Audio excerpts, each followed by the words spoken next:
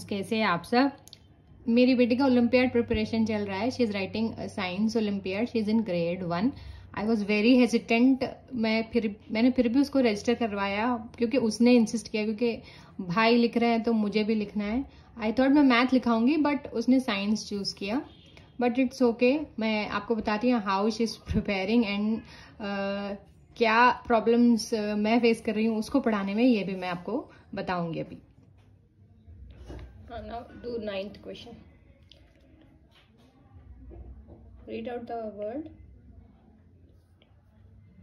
Savitri. हाँ, Savitri.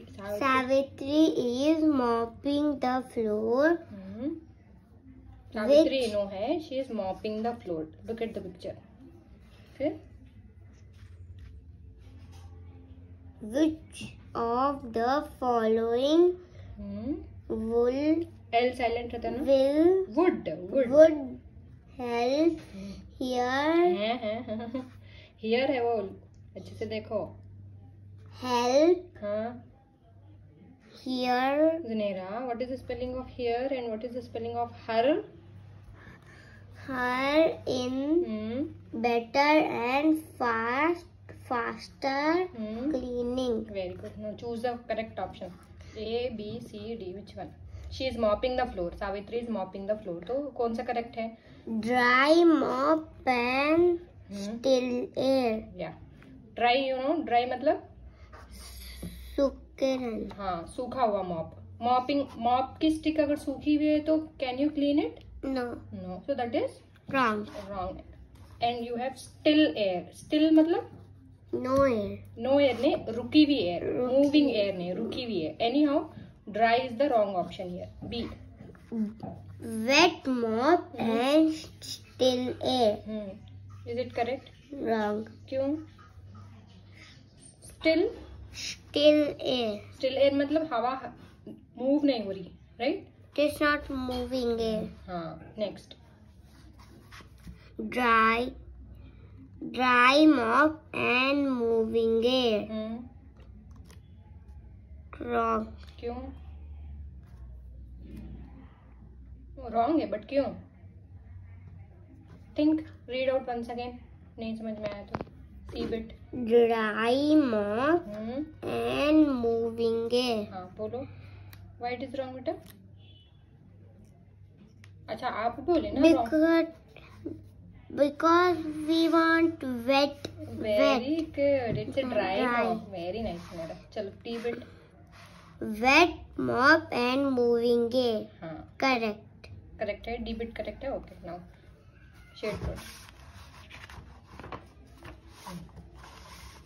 You are doing 9th question, and 9th question's answer is D. okay. Shade. Very nice. Now let's go to 10th one. So she is writing NSO. SOF के जो olympiad exams होते हैं उसमें उसने science choose किया. She is writing science.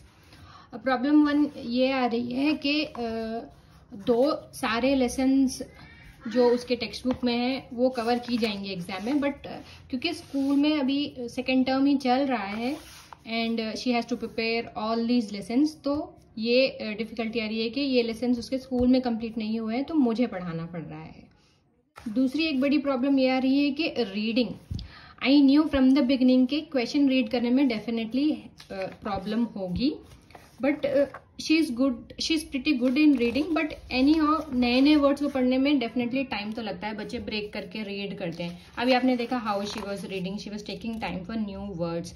तो वहां पे क्या हो रहा है, she is reading the entire sentence, but वो वर्ड बाय वर्ड पढ़ती है ना, तो सारा सेंटेंस पढ़ने के बाद सेंटेंस का मीनिंग समझने में उसको बहुत टाइम लग रहा है. एग्जाम में टाइम लिमिट होता है ना, हर एक क्वेश्चन के लिए टाइम लिमिट होता है. एक क्वेश्चन 1 मार्क का होता है और जो अचीवर सेक्शन होते हैं वो 2 मार्क के क्वेश्चन होते हैं, और कभी कभार ना क्वेश्चन थोड़े लेंदी भी है, तो डेफिनेटली दिल टेक मोर टाइम. तो यहाँ पे प्रॉब्लम हो रहा है. कुछ सिंपल क्वेश्चन है इस तरह के, see if you can see, कुछ इस तरह के क्वेश्चन है. She is taking less time, easily she can do, क्योंकि 1 वर्ड ऑप्शन है इसमें, but some options are very lengthy to read, यानी बिग बिग सेंटेंसेस है, तो वहां पे प्रॉब्लम हो रही है.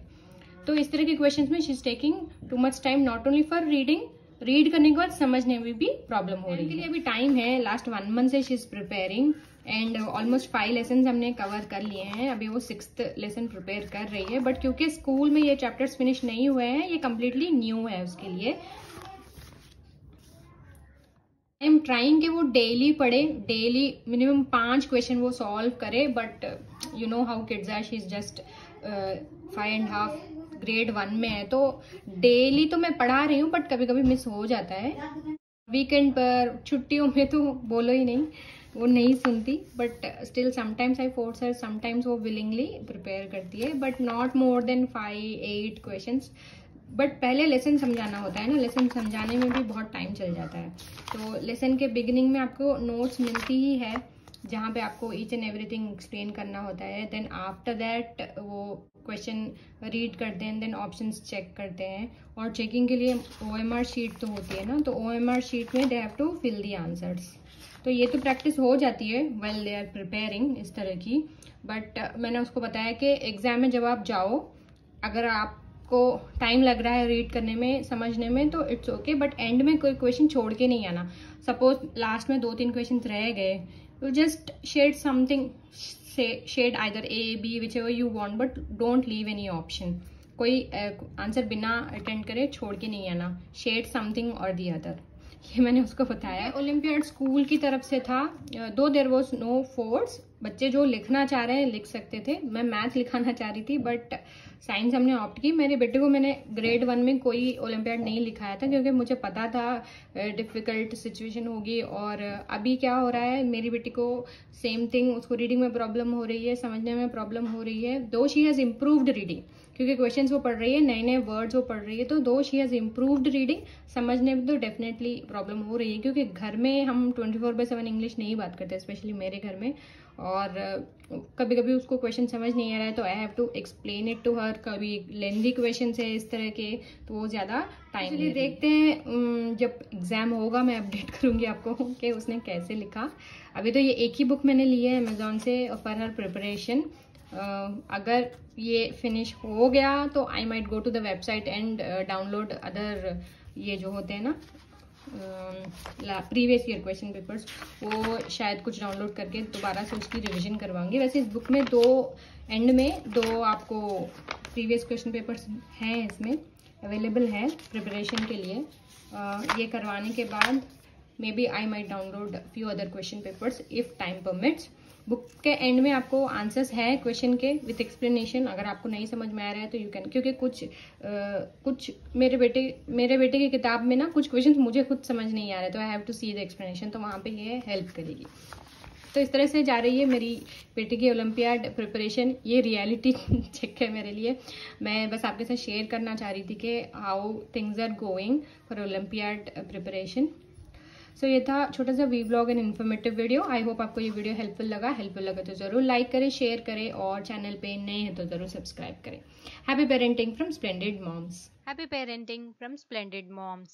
Give us a thumbs up if you like the video, subscribe to our channel and hit the bell icon to get the notifications of our latest videos.